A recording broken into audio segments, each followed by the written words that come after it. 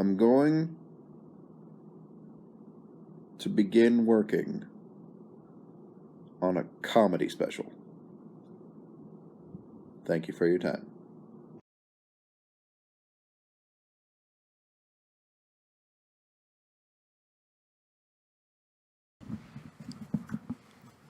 Hi there, everyone. Thank you for joining me, and welcome to Original, a Lucas McKibben Comedy Special, filmed within my home, by me, by myself, in my home, which is something that no one has ever done before, so long as you don't Google it. Now, before we begin, I am legally required to read off the following statement that is on my laptop over here. My lawyer sent it over this morning. So, I, Lucas McKibben, hereby understand that any and all jokes represented... Sorry, legal jargon's a bit much. I, Lucas McKibben, hereby understand that any and all jokes represented throughout this special, Original, a Lucas McKibben Comedy Special, are open to interpretation, examination, and opinion, primarily due to the fact I made a comedy special. I also hereby state and understand that viewers, consumers, sheeple, and others may have a different opinion than the ones presented within this special and may have a desire to share their own views, which is why I, Lucas McKibben, felt it necessary to state that if someone shares their opinions on this special, Original, a Lucas McKibben Comedy Special, I will not berate, harass, or demean those dumbass idiots in any way, because all people are important, except racists and rapists, transphobes, and Bill Maher. Ugh. Anyway, how about some comedy? Our story begins mid-October 2020. I was in a Zoom call because I was still in high school, and we were in a class called Principles of Democracy. For those who don't know what Principles of Democracy is, you remember the first hour of Hamilton? Yeah, it's that for 8 weeks, but explained by a balding divorced man.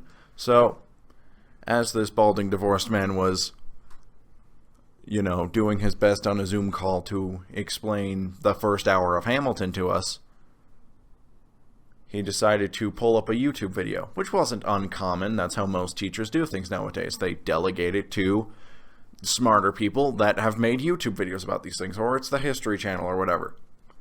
But this teacher was not exactly technically savvy.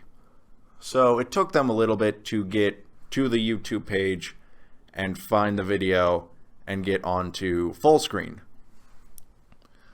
What this teacher forgot, apparently, was that YouTube, when you're not in full screen, will have large ads on the side of the screen,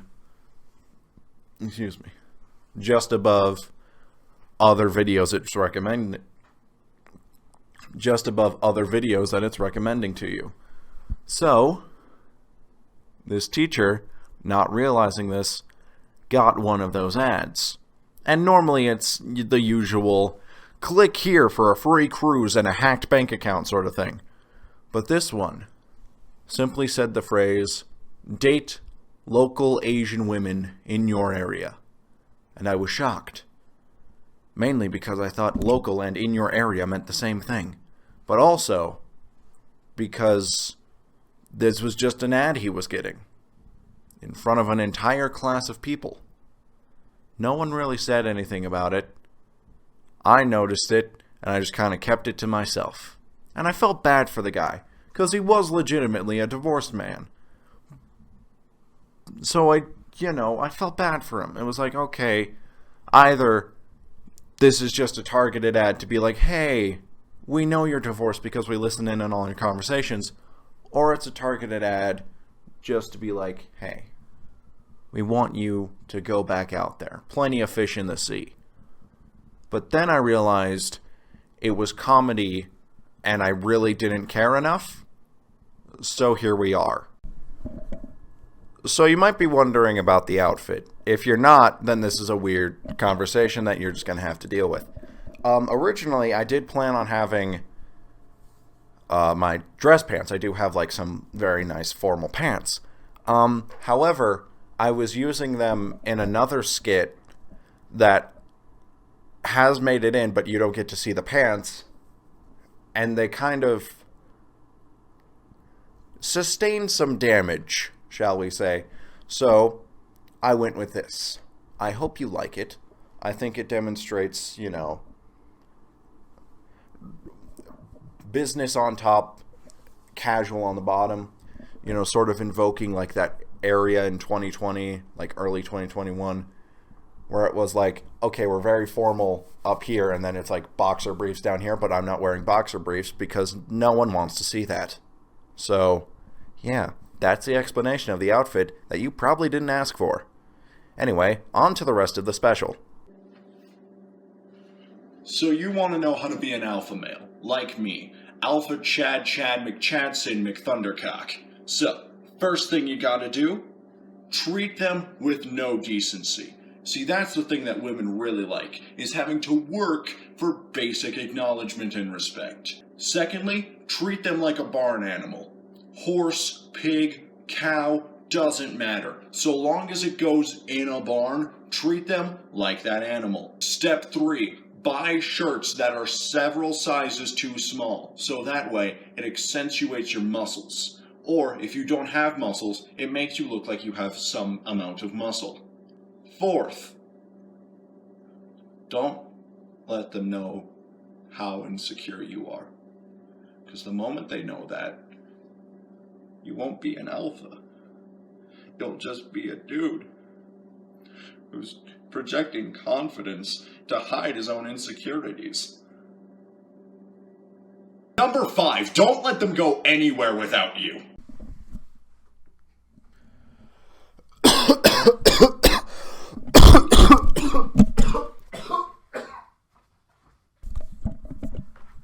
Fun fact, pumpernickel does not have nickels in it.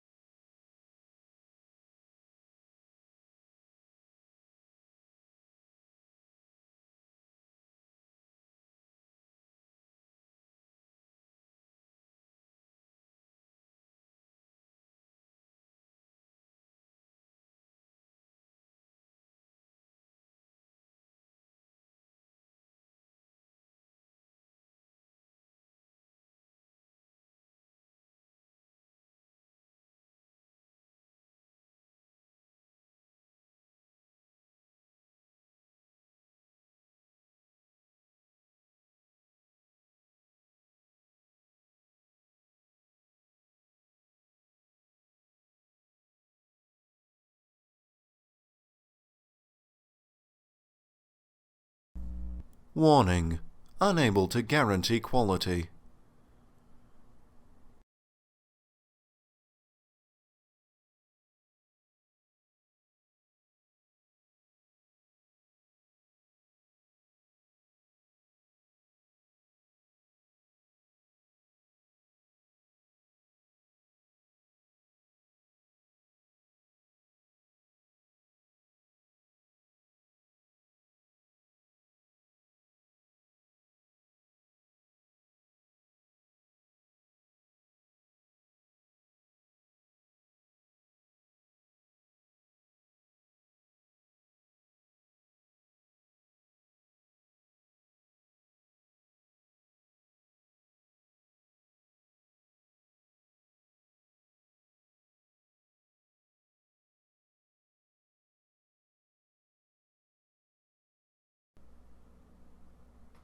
Midnight Blue, the new fragrance from Dior. It's really easy to not have sex with children. Many would say it takes talent and skill to make it in the digital world. I feel sorry for those people. Because I have editing software.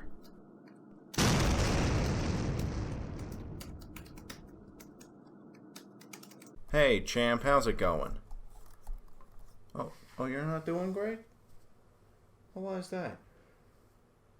Oh, welcome to adulthood. What do you mean this 3-word, 6-syllable sentence didn't help you? Oh, it's my fault that I'm dismissing your problems and instead trying to delegate you into a group as compared to just actually helping you explore your problems as a growing being. So it's my fault. Okay, I see how it is. You know what? How about you fucking talk back to me when you own a house, okay? When you buy a house, okay? Because I didn't see you buying this house. Oh, yeah, so what if I bought it when you were 8? That doesn't change the fact you didn't help out. Something I've begun realizing about people, and I guess you can tell me if I'm right or wrong, is that we often act as though we're all unique and we all have an interesting story to tell. But 9 times out of 10, we're just broken records. We're either telling other people's stories, just again, as like free advertising, or we just end up repeating our own stories and statements until people get bored of us and tired of us. Did I have breakfast this morning?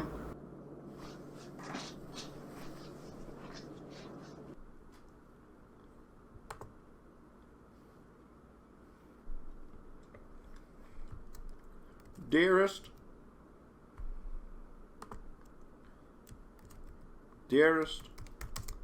Hollywood,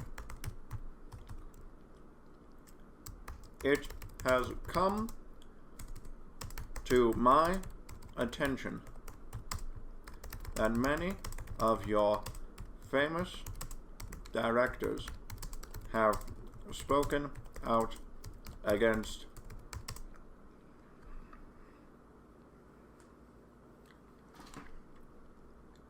those with cell phones,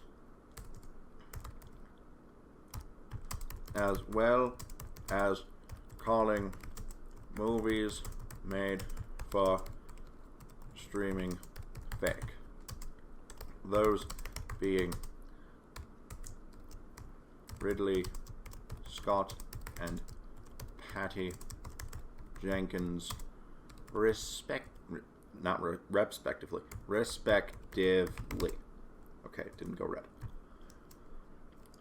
I, Lucas McKibben, am not, that's not how you spell that, currently working on a comedy. That's not how you spell working. There we go, thank you for the correction. Comedy special for a streaming service that contains character arcs, character progression, and a resounding lack of sexual assault within the prep. Nope, that makes it sound like I'm doing something beyond the project of sexual. That's not how you spell it. I just wrote as a lut. That's not how you spell assault. A-U-L-T. Therefore, I propose a challenge. Mr. Scott's latest film had a budget of $100 million US dollars. I should probably capitalize that. That's not how you spell dollars. Fun. And is estimated to have earned 25 million US dollars. I propose that if I was given the same budget, I could make a movie that receives more money. That's not how you spell money. Money. I await your approval and money. Sincerely, Lucas McKibben.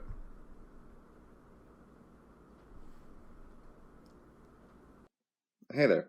Sorry for the random camera angle, but today, like uh, December 18th, uh, I woke up with this.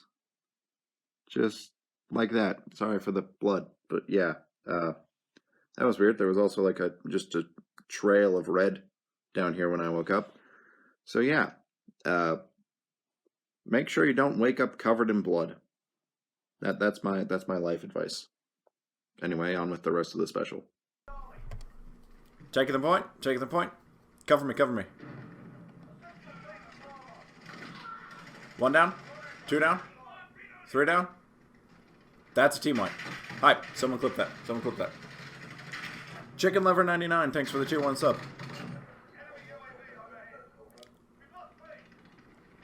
Going for B. Going for B.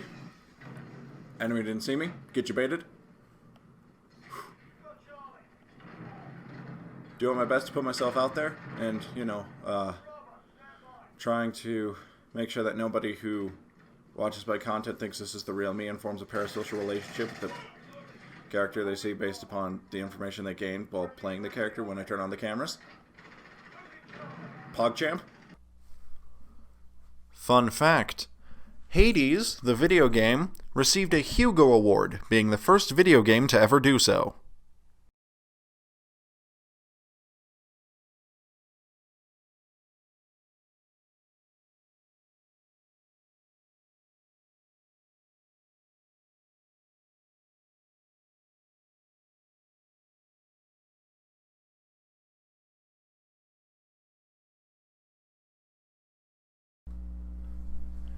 Can you hear me now?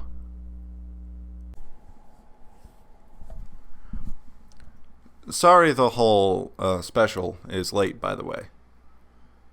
For those who didn't know, this was supposed to actually release a month earlier in 2021, and now it's in 2022.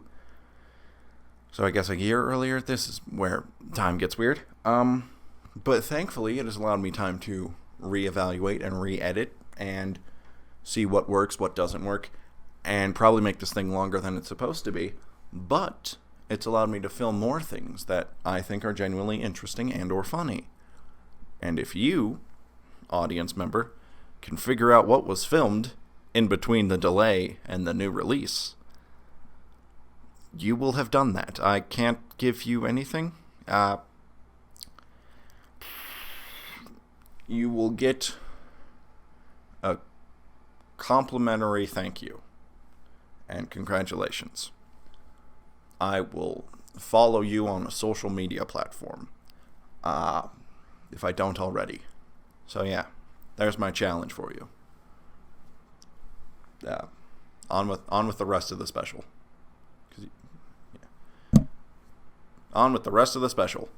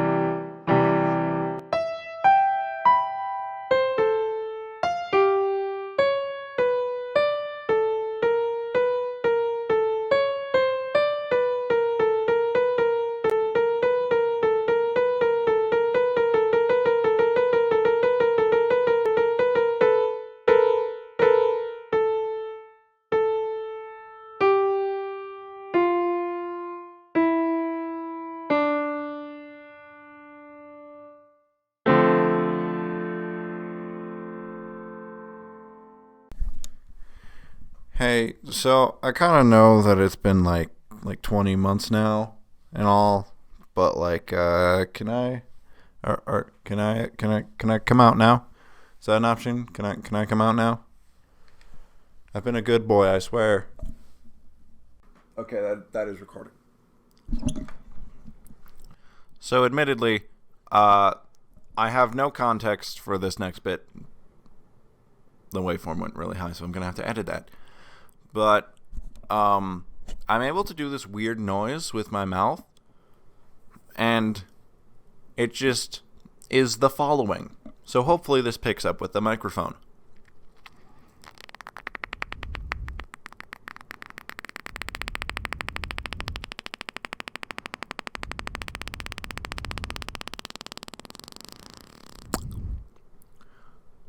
So yeah, I hate you. I really hate you. You hear me? I fucking hate you. I hate you. Get it through your skull. I hate you. You hear me? I fucking hate you. I hate you. I hate you so damn much. You hear me? I fucking hate you. I fucking hate you! I miss my friends. Something I've begun realizing about people, and I guess you can tell me if I'm right or wrong, is that we often act as though we're all unique and we all have an interesting story to tell. But 9 times out of 10, we're just broken records. We're either telling other people's stories just again as like free advertising, or we just end up repeating our own stories and statements until people get bored of us and tired of us. Does that make any sense?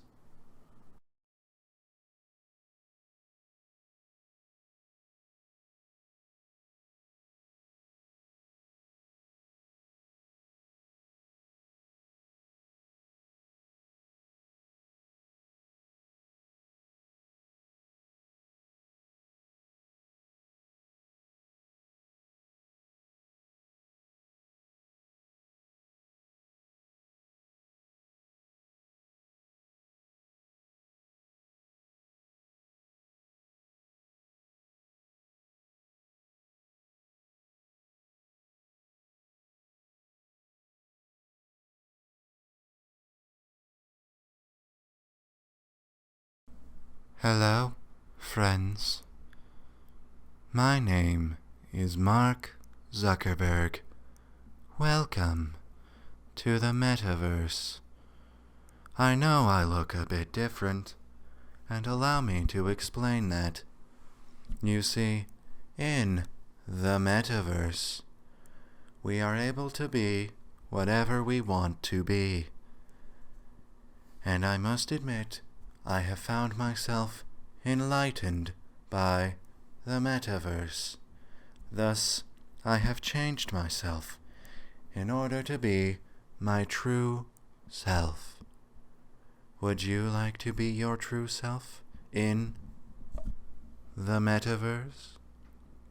Because in the metaverse, you can be anything. You can be a doctor, or a gamer, or a servant to our new god Azeroth. Azeroth is nice. Azeroth is good. Azeroth is God. Azeroth is God. Azeroth is God. Metaverse. Join now. Metaverse. From Facebook. My toaster strudels are done. Would you like a toaster strudel?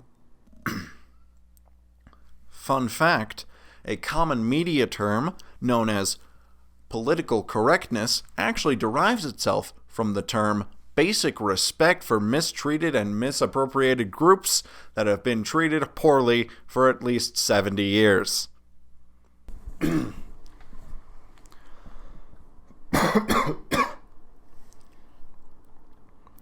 I wrote this part down because it was hard for me to remember, and I don't care what you think. Plus, you're not here, so if you have a problem, then leave. But About 4 or 5 years ago, I went to the doctor for a heart condition I have. A heart condition I've had since a very young age, but this was when I got the most information about said medical condition. So, as we all know, the heart has 4 valves, 2 on the left, 2 on the right, each side pumping, 1 on each side pumping blood into the heart and 2 that pump blood out of the heart on each side. Look at us, fun, existential, and educational. And as the doctor explained, the valve on the left side of my heart, over here I believe, is larger than it's supposed to be. And then the doctor proceeded to say, "Don't worry, it's not fatal yet." So, for about 4 or 5 years, I've been living with the sort of existential dread and nightmare that is, at any point I worry I could drop dead. Now, granted, this is just a general fear, I believe, and could just be a regular amount of dread. But also, you can't, do that and then be like, okay, they'll be fine knowing that I just left it at, don't worry, it's not going to kill you yet. And admittedly, the fact she said it's not fatal yet should have kicked in a lot quicker than it did, because I feel like it was several months after this appointment where I just went, what the hell did she mean by that? So, I have been, and admittedly, I haven't researched this enough to know if said condition is actually capable of killing me. I've heard of some people having medical scares with it, so I'm just gonna presume for now that my doctor was giving me correct information. And that is not an excuse for any of your anti-vax bullshit, by the way. That is not, I'm not allowing that. Sometimes a doctor can make a mistake. But I have managed to now live my life for about nearly 4 or 5 years now, where I've sort of taken every day and been like, okay, if I was to die today, what would I want to do? Because that's the thing. Like, death is always untimely. It's not like waiting around on your schedule to be like, oh, well, it's Jim's time, but, he has to get that report done. Like, no. Death will come for you whether you want it or not. But it sort of has allowed me to approach things with a finality that I don't think people would expect from a 19-year-old. Where, I message my friends these long paragraphs about how much they mean to me. And that's usually on the days where I'm like, oh, I feel like I'm dying. So, and now my friends are checking their phones, being like, they either don't have one, and my apologies about that. There's a lot of people I consider friends that I just didn't have time to write out because, it felt like I was dying. Hope you can forgive me on that part. But also, there's probably a lot of them being like, he sends these out, there's 5 a year. That's not great. So, yeah, those are on the days that I feel like dying, or that I feel like I am dying. And that's the thing. I'm a basic bitch when it comes to death. I'll go in my sleep, but I'm also a dramatic bitch when it comes to death, and I also kind of want to be strapped to a rocket. So, we're stuck between a rocket and a bed place. So, yeah, it's not fun. Wouldn't recommend this. Living with this sort of fear that, and I don't really know how to describe this in a way that doesn't repeat itself over and over again, or doesn't sound complainy, or being love me on the way out the door sort of thing, but it's terrifying. And it was terrifying even before COVID hit. And it's I don't know what to do. I don't know what I'd do. And also, I feel maybe teachers, specifically in like physical education, should take note of this, so that way they don't work a child to death, because that's not fun. There were definite times where I was trying to signal to PE teachers where it's like, my heart feels like it's going to explode, and they will be like, that's good, keep going, bro. And it's like, no, that's not what I mean by this. But that's the thing. When it comes down to it, what happens? When I am gone, whether it be tomorrow or 78 years from now. Actually, hold on. Let's run an experiment. Let me get my phone.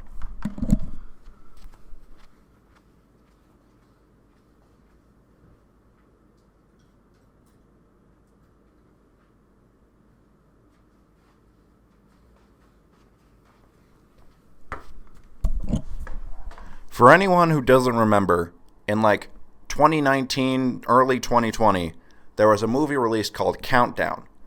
That was a thing about like the time you're going to die as an app, and then it was like no matter what, when it reaches 0, you will die. I have this app downloaded. According to this app, I have 18 years, 138 days, 14 hours, 24 minutes, and 3 seconds. However, I can play an ad and increase that time. So I'm not entirely sure how accurate this is. But, you know, let's assume that I am now getting an ad for a thing that I thought no longer existed. That is Facebook gaming.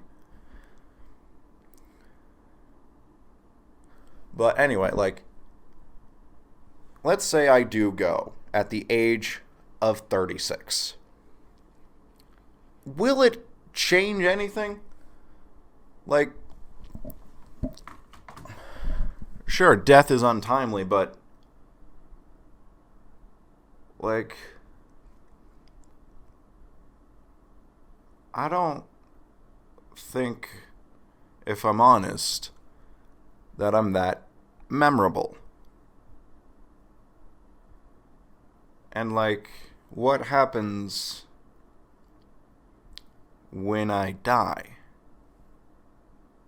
I think that's the part that, you know, frightens me the most, is the after. I'm not afraid of the death. I'm afraid of the after part. Because if there is a heaven and or a hell, that's going to be interesting. But if we are to believe the afterlife system presented in the movie Coco, then I'm not truly dead until everyone forgets me. But then due to content creation, that I worry that would create some eternal hell sort of deal there. And, you know, I think the phrase eternal hell because made video gaming videos on YouTube, you know, isn't exactly the best. I mean, granted, none of this is the best. I'll just be honest. But, like, what happens? And I think I'd be better off with the whole, you know, heart condition thing if there hadn't been a pandemic. Or if I was doing better mentally. Because over the last, like, year and a half, I would say, I've begun to realize that I don't think I'm doing great in that aspect. And I think doing videos has helped, but also hindered. And doing this has also brought out ways for me to express that I'm not doing good, while also allowing me, you know, time in a way. to really just sit back, relax, and appreciate what I find important.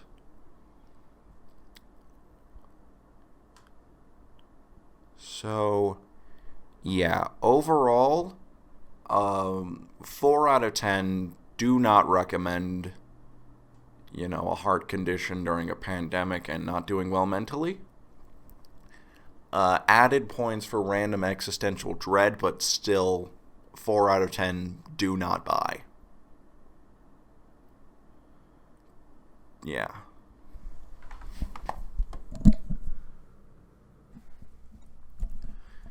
Here's a question for you. What is it about fictional characters watching their parents get shot dead in front of them that makes them want to beat the shit out of albino men?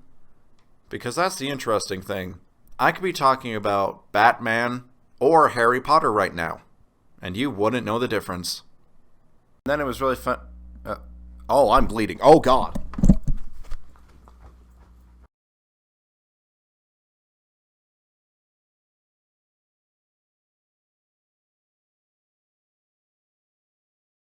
Something I've begun realizing about people, and I guess you can tell me if I'm right or wrong, is that we often act as though we're all unique and we all have an interesting story to tell. But 9 times out of 10, we're just broken records. We're either telling other people's stories, just again, as like free advertising, or we just end up repeating our own stories and statements until people get bored of us and tired of us. Does that make any sense? You get the joke yet? Hey, was there a shadow man like a bit ago? Cause I didn't film that, and I don't know where it came from, but the file was just kind of there. So that's a bit concerning, if you ask me. Hi. I'm going to tell you all a little story. And this story is the story of how I got married in a high school gym. Also, yes, that is a trident. Don't ask. I did steal it. But that's another story for another day. You're not getting my feet. So, our story begins a few years ago. I would say 3 years ago now. I was in high school at the time, and I was in marching band. And, our crosstown rivals were doing games, and our band director said, "Hey, I think as a band, a lot of you should go to their games and see how they're doing things with their band." Which, looking back on this, is like weirdly espionage-esque. Where it's just like, find out what they're doing. Bring me back the plans to the Death Star. Like, I don't know what's going on there, but like, I feel like we need to address that. But I decided to, and I went with a few of my friends. However, we all arrived in separate cars, because I think I was the only one that could have driven at that time. So I had to wait for them, even though I wasn't driving, because I don't want to, and you can't make me. So I get there, and I start making my way to the gym, which is where we had the line to go into the football stadium for some weird reason. Weird reason. And I get stuck behind this family that is walking towards the gym, and they're walking single file, but they're doing like the horizontal single file, and it's like 5 of them. So they basically take up the width of the school, and you don't want to just run around them because that seems a bit rude and a bit weird. So I stand behind them for a while, and then we get through one set of doors, and before the other set of doors, I go off to the side to check my phone and sort of just be out of the way so they can go through, and I'm not like directly behind them. And it's important to make sure that your friends aren't messaging you like, "Hey, sorry, can't show up, my lungs exploded." Like, I feel like we should all take better care of that. And then they go on in, and I'm about to go in, but I see that there's a nice I actually should not make any judgments on character. I've never spoken to this person. There was a woman with a stroller there, and she walked on in, and I was like fully letting her through because like I'm not as important as a woman with a stroller and a baby. So she goes on in, the baby goes on in because she's strollering the baby, and she's behind the like 5 people that were walking horizontal single file, and then I'm behind her. So the 5 people that were in a horizontal single file pay for their ticket, and they go on in, and then the lady in front of me pays for her ticket, and then I go to pay for my ticket, and I extend my arm with my money, and I'm handing it towards the person at the table, and the person at the table goes and says one of the most heart-wrenching, heartwarming things I've ever been told. They stop me, they look me in the eyes, and they say, no, sir, your wife already paid. Go on in. And I, obviously, did what any self-respecting husband and father does. I ditched my wife, and I did random dances with high school students, and then I never spoke to my wife or child again. However, I do have to go to a divorce hearing, so I'll see you all in a bit.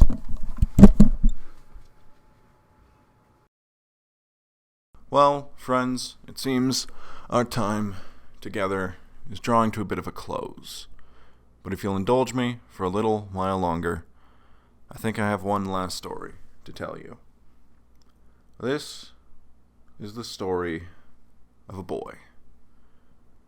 A boy who has known life basically entirely with the internet. You know, YouTube was around since this child was about 6. Hell, he still wants to be a YouTuber, but some people would say that's probably not his best career move, despite his dreams and aspirations apparently not mattering. But this boy, over the last few years, has managed to realize that some of it has come out of a desire other than this is my dream or this is my passion. Because yes, this boy will tell you that doing what he wants is his passion. But at the end of the day, he hides that selfish part of him that is tackling with the fact that he just wants to be heard. And admittedly, I think a lot of us are struggling with that particular thing. A desire to be seen or a desire to be heard. And admittedly, I don't think a lot of us are, shooting for, don't get me wrong, shoot for the stars, but, a lot of us, I don't think, are in this sort of, I'm shooting for the stars and doing whatever it takes to achieve my dreams. I don't think everyone is in content creation or digital media or whatever it is just to be the best of the best. But this boy, he never even cared about being the worst of the best. He just wanted to make a safe place for people. And admittedly, he believes he's done that. But while in doing so, he has managed to lose sight and lose track of himself, because all he ever wanted to do was please people. So he did whatever it took to please them. And little by little, all pieces of that boy, born in a small town in Illinois, slowly began dying or fading or changing away into something that now the boy doesn't recognize reflection he despises. And he doesn't know how to tell people because he's so worried about, ruining a friendship or, for once in his life being selfish and saying, please, I'm hurting. Someone help me. And admittedly, he's buried a lot of his problems and his feelings so far down that it almost seems impossible to find a lot of them again.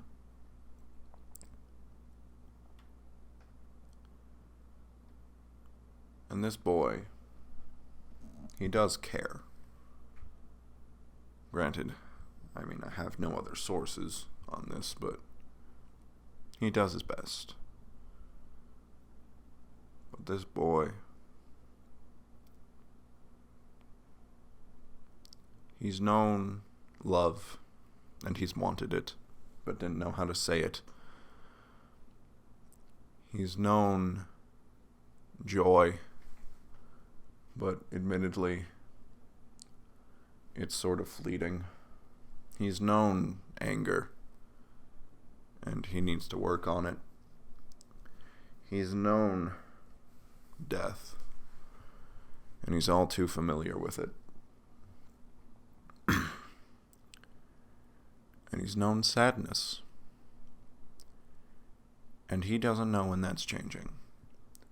And the boy wishes he could tell you that everything's going to be okay if you just give it time. There will be a better tomorrow. But the boy can't. Because the boy is not you. Nor are you the boy.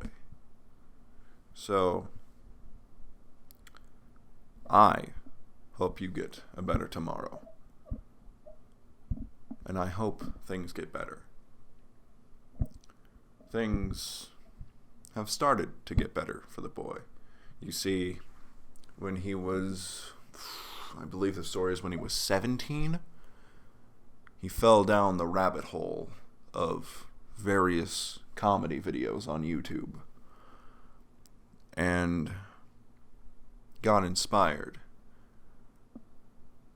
So,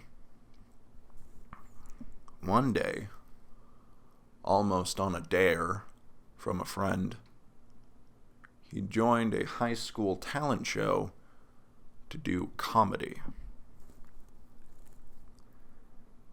And after 3 different people had done their interpretations of Someone You Loved by Louis Capaldi, the boy went up and he told some stories. And, all things considered, he did great. Admittedly, first time, and in front of people that knew him, but still, it went over great. Then, the next event, he did comedy again. Different stories this time. And he bombed. Because now, there was pressure. Pressure he put upon himself, and pressure that he felt was going to be leveled against him. Because the first time, no one had heard him do comedy. No one had seen him in this aspect. Alone on a stage with just lights blasting on you. And I hope that people will like what you're doing. And the second time, he knew that. And he knew that there was an expectation set. And he absolutely failed. All things considered, it was one of the worst comedy segments in the entire history of comedy. But the boy remained undetermined, unstopped. Determined and unstopped. That's the correct wording of that.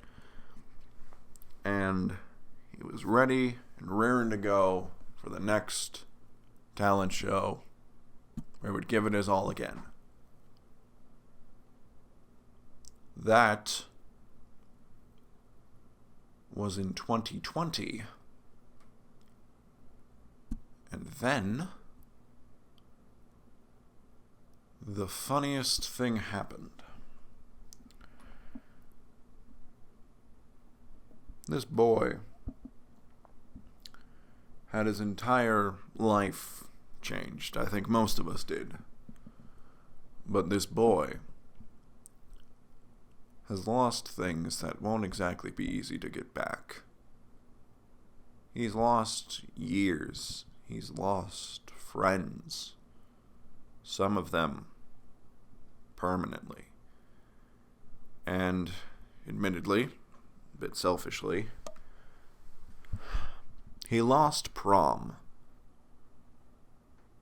Because you see, he was a junior his high school year of 2020. So he didn't get prom, nor did he get it the next year. And the boy, in quarantine, did everything he could to keep himself safe, his family safe, and, did his best to keep his friends sane, at the very least. But maybe, just maybe, at the expense of himself. Once again, so desperately trying to please people, going down the rabbit holes he swore he would never go down again, and doing whatever it took to make people happy. And admittedly, he thinks he did all right.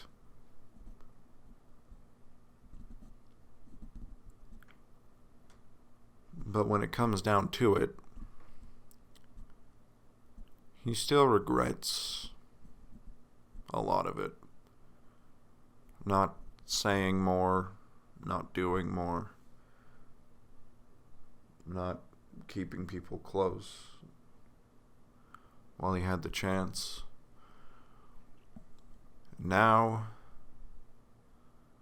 the boy, admittedly, doesn't sleep very much.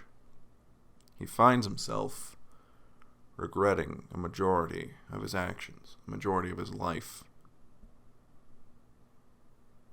Which is interesting, considering many people would say he's barely even lived a life. But the boy, he still does whatever it takes to make people happy.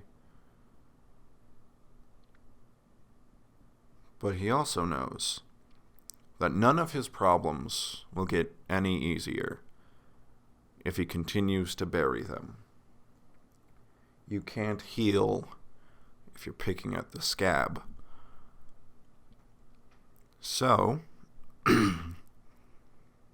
in late 2021, the day after his birthday, the day after his 19th birthday, he began working on a comedy special.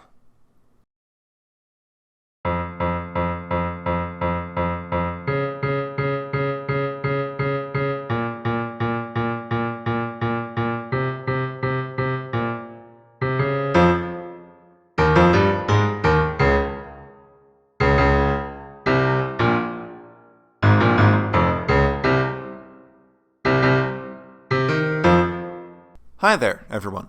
Welcome to the post-credit scene of original A Lucas McKibben Comedy Special. We're now on the same standards as Marvel movies. Admittedly, that's a joke, but Marvel, if you want to talk, I'm all ears. But, yeah, hope you liked it. Evidently had some interest if you're sticking around at this point. But I have some announcements to make. Firstly, thank you for that. Thank you for watching. Thank you for sticking around. But also, this is the part where I get to shamelessly be a shill. In the description of the video, there are several links to support me and follow me on various social media platforms. So we have... There might be an Instagram by the point that this comes out. You're not getting the other one. Twitter.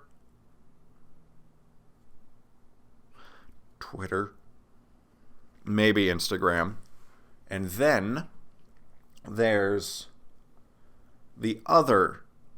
Oh, wait, no, there's also Twitch. You can support me on Twitch by just giving me a follow over on Twitch, because I'm going to try and stream over there a little bit. But then you also have the other form of support, which this is obviously all of this is entirely optional, and only if you want to. I'm not going to tell you how to live your life, because this is financial. So we have Patreon, Ko-Fi, and Patreon is just like you select a tier and you get certain rewards, and you just pay that much a month for as long as you want to. Ko-Fi, I think you can just like send me $1 whenever you feel like it. And then we have my second channel, Mr. Screens, which is like an analog horror thing that I should probably be working on more. So if you want to check that out. And then we also have merch. That's right, folks. We have merch. So that link will be down below with various awesome things. You know, I might be making a merch video by itself to sort of just have. And then there will also, I don't think there's any more links.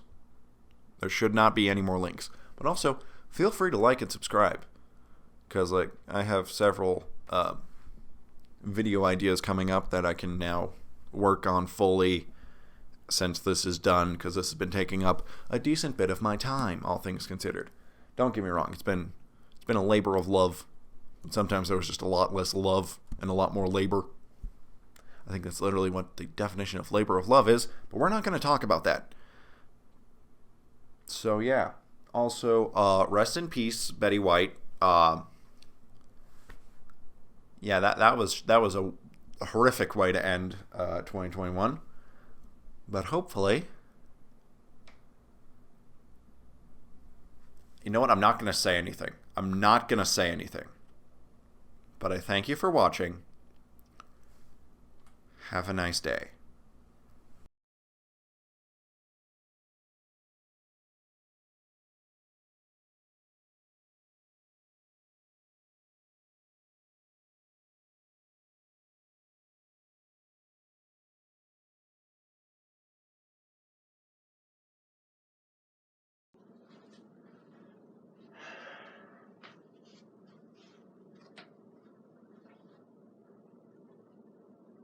See you on the other side.